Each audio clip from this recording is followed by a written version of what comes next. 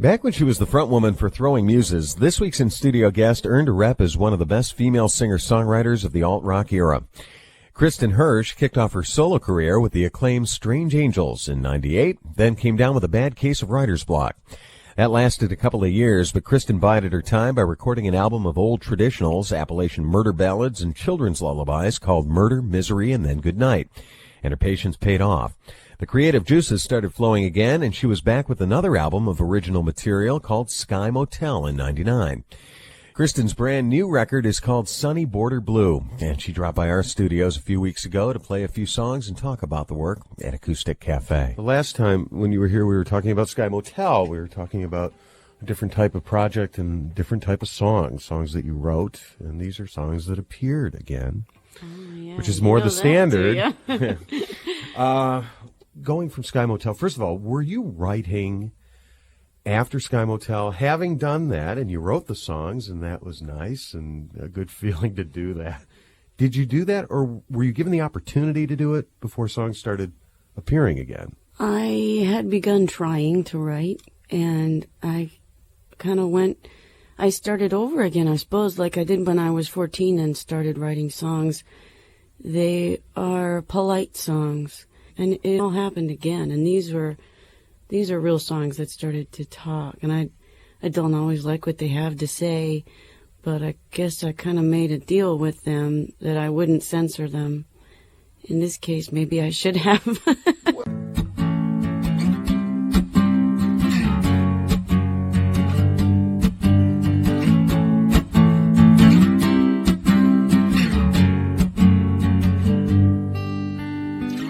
You know how it feels when the real world encroaches, rubbing elbows with the unemployed, and you're so beautiful, you're so rude, peeling mangoes on a folded couch. I'm schooled out. You're inscrutable, you're all mine.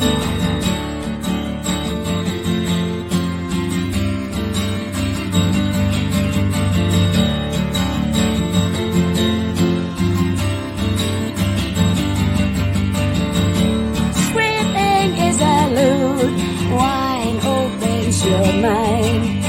Your guitar's a race car, sex is your best friend. What's your dirty answer?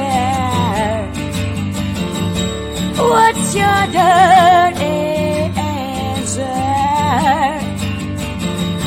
What's your dirty answer?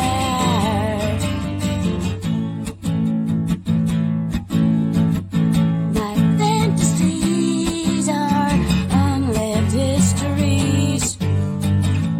You know what it's like when mistakes go unmade.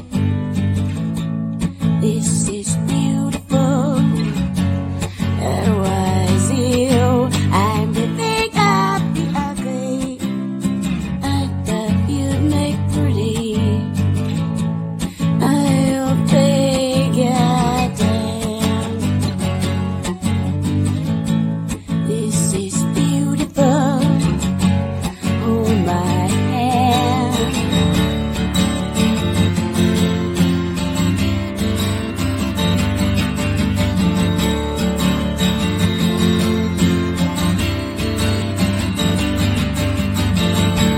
Swimming is a lute, wine opens your mind.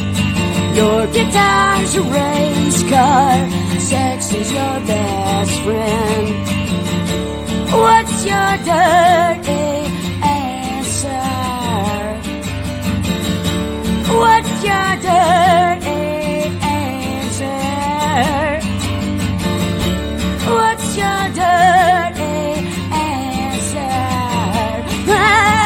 Don't judge people, I just watch them. But it's time to look away. I wanna look away now. Somebody's coming.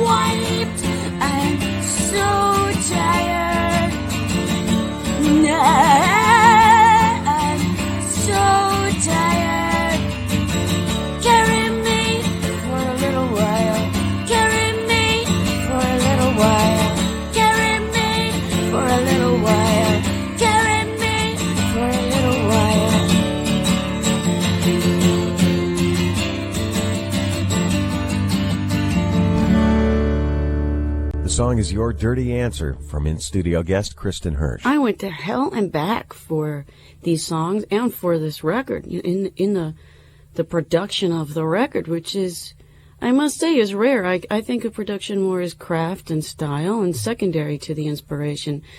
But I could not be made to stop working. I worked on this for 6 months. From dawn till midnight, my husband would drag me out in the middle of the night and say, "You have to see the children."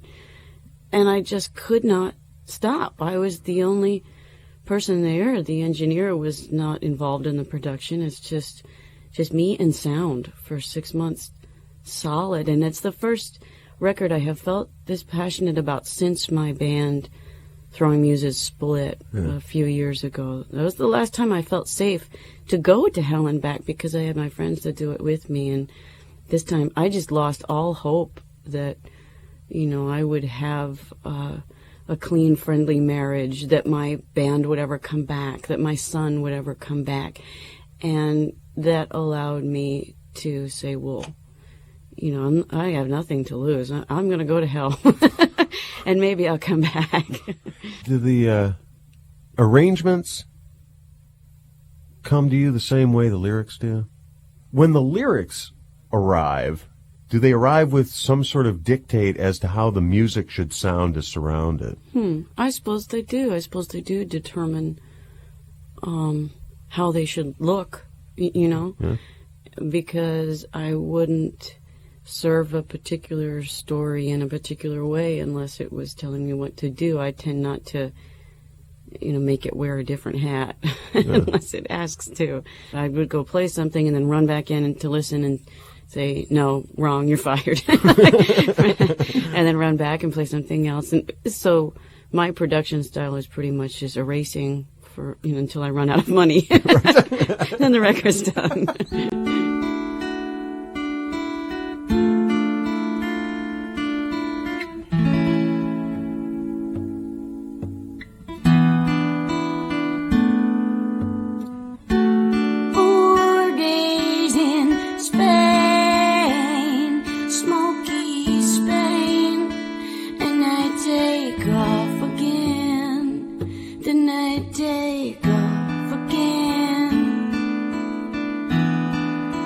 Smiling back,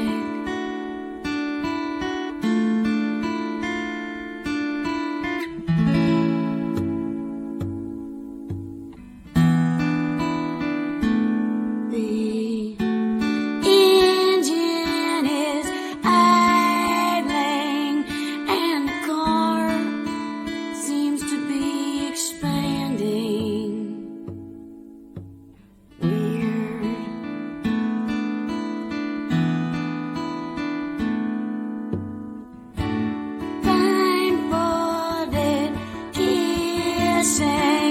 Looking for the truth in your tiny moves. I hate to lose.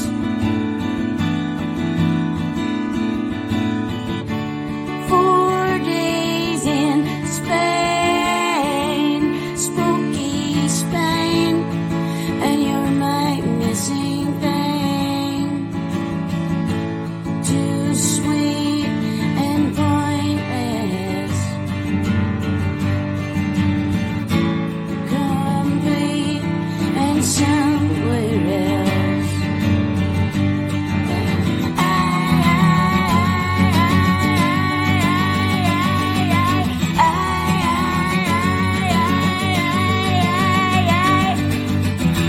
I was sick of being asked. I didn't want to anyway. Sucking down our mother's milk, singing my throat away. It's not an awful secret, it's just a secret. Spitting out your blue gum, kissing your breath away. And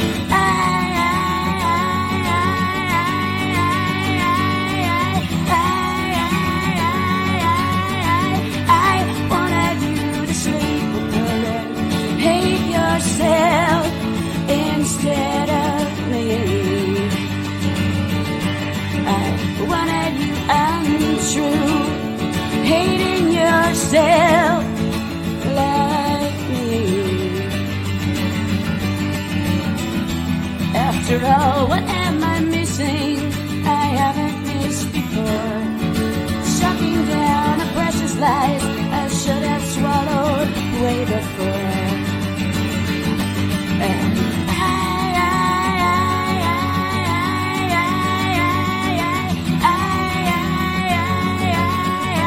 I wanted you to sleep with her and hate yourself instead of me.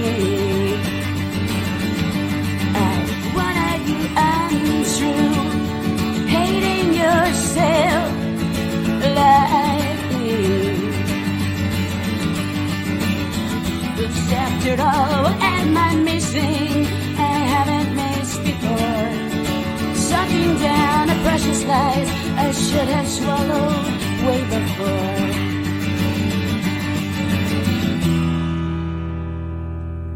Another one you'll find on the new album, Sunny Border Blue. That song is Spain, from our in-studio guest this week, Kristin Hersh. And then, in the middle of this record, middle of this album, there's this Cat Stevens cover. And I don't think of you as one of the great interpretive artists of our time. I mean, this cover Certainly this is not not what you of do. Cat Stevens. And of Cat Stevens. And the only reason I bring it up, well, first of all, it is not an inappropriate choice. In fact, it was pretty cool. It makes sense. It makes a lot of sense, which is, I suppose, why you covered it. It does. It makes sense, and it's also a breather. And it's a heartbreaking song. And this is a miserable record. I admit it. And this record is this particular song is heartbreaking without the my aggressiveness. Yeah. It's got a Cat Stevens gentleness to it. The reason I bring it up is because I would assume it's something you heard somewhere in the close proximity to doing the record, either along the way or shortly beforehand. Or have you been carrying it with you since 1971 and you just had to do it? I was 4. Right. We rented Harold and Maude for our 2 older boys, who are 15 and 9, realizing that it was a rite of passage that they hadn't passed through. And I'd been saying, oh, it's so funny, all these fake suicides, you guys are going to love it. And I forgot that there's this, very sad ending, which is lovely, but our poor boys are trying not to cry in front of their parents. And so my husband, Billy, who is one of my managers, tried to change the subject by saying, that song sounds like one of yours. You should cover it. I said, no, absolutely not. I'd never do something like that. And then, of course, I did, because I do everything he says. A cover of the Cat Stevens song Trouble, off the album Sunny Border Blue, from our in-studio guest this week, Kristin Hersh. The process of having these songs come to you, how does that affect you as a listener? Can you listen to music? That's a good question. Well, because I was just thinking, just in terms of regular dissonance, I go nuts if I have 2 songs. If there are 2 songs playing near my ears for any reason, I go nuts. Yeah. I go nuts. I can't. And yours are into, one of them's internal. Yeah. So I'm thinking, what do you do with external? I'm so glad you asked me that. I wish members of my family would ask me that. I can't deal with music. I can't. And part of it is that it moves me too hard. It makes me sick, and I just don't want it. I want my life to be normal, and I spend a huge part of my day dealing with kind of gut-wrenching sound, and I don't want that to be applied to my ears when it's already just there, floating around inside them. Yeah. So yeah, it's very difficult. I don't like to have music playing anywhere near me. Is there then quieter periods for you internally where you can actually listen to music and enjoy music? And when you do, what do you like? I mean, what? People that I trust, I can listen to. I can listen to Vic Chestnut. Okay. Yeah. It's hard to find people you trust. It is. Sometimes I'm willing to go to other people's hells with them, but for some reason... Well, now wait a second. Now, you toured with Vic. Yeah. So you also know him. I literally trust him. Yeah, right. I mean, you really do know him. And he's one of my best friends. I love Vic more than anybody. And I trust him to never lie in music. And I trust him to tell the truth in a gentle way. He's always funny, even though he's he's painful because that's 3D, that's reality, and he's very good at doing that without hurting your feelings. I can't listen to my own records. I'm not good at that. I hurt your feelings and I hurt my feelings. But Vic is just always lovely. He's safe to put on even when I have another song in my head.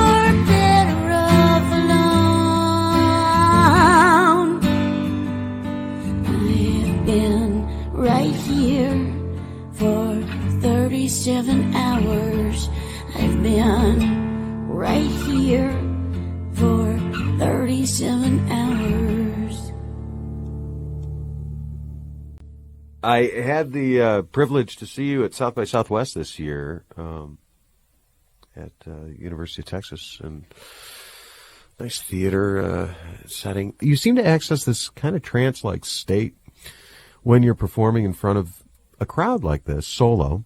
And I was wondering if live shows are comfortable things for you or not. I'm really shy. This is a very bad job for me, all except the music part. And 98% of it, is not music. Yeah. I remember realizing when I began playing solo shows after my first acoustic record that I was going to have to wear contacts when I played now, that I could no longer have the option of removing my contact lenses and being in this kind of sensory deprivation swirl of sound that I relied upon in the music, where I couldn't see the audience, I couldn't see, anything except my pedals and the guitar and a light glowing that I could concentrate on. And because there was no way I was going to be able to get out there all by myself and climb up on a stool and pick up a guitar without bumping into the microphone. And I thought, I'm going to have to be aware of what I'm doing now. I realized soon enough that while I was tuning, they'd all be staring at me.